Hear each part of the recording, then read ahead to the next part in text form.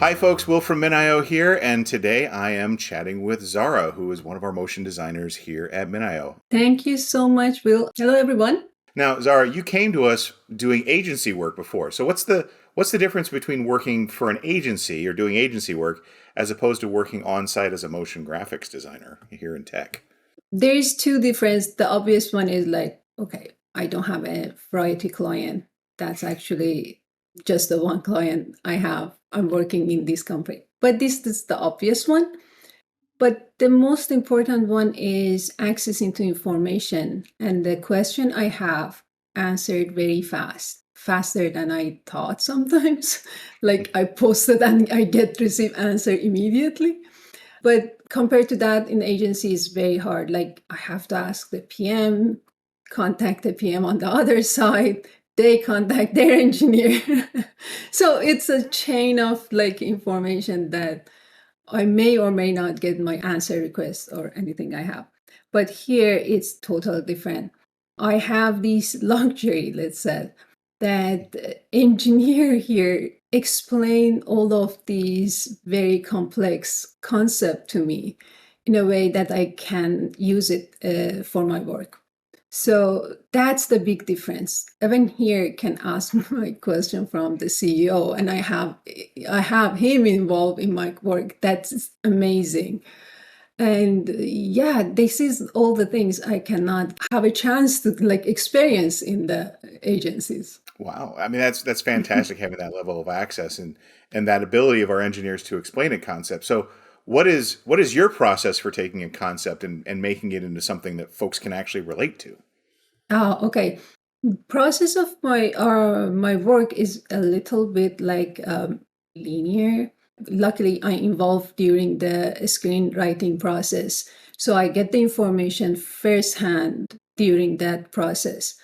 After that research, tons of research, all the concept, all the meaning, sometimes the word, because what we do is like translating all of these concepts to the visual part for the folks to understand it. And after that, we start the process of the visual style and mood boarding and storyboarding and stuff like that. It's like a most important part of the process because we have to figure it out how to show these things, this concept that is easy for the viewer to understand, to Mm. like easily catch.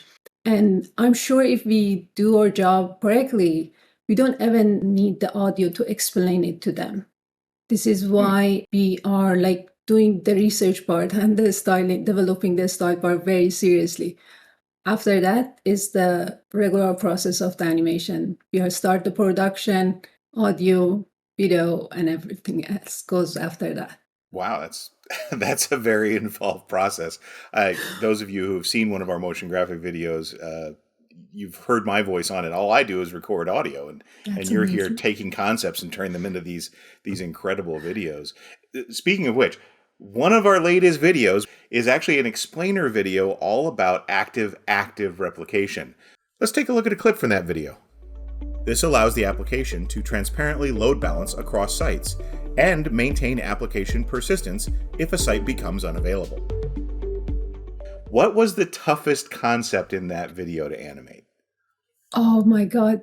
Every word of that script was like a biggest things ever. I like our previous video was lifecycle management and it was very smooth. It passed very good. But this one has a lot of technical aspect that we have to get it right. Otherwise, it's not the correct way to show our capability. And this is the hardest part of the process.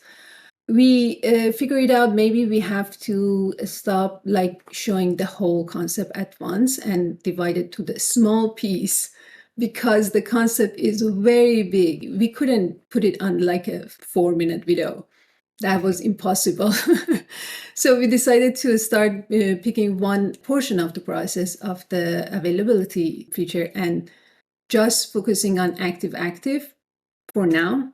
And we went through all the process of what it is and also what is the failure scenario could happen to folks. So in that way, they have like how this feature is very helpful and actually is very necessary for the business. One thing though I love about the video we make is like we are more focusing on the technical stuff rather than anything else.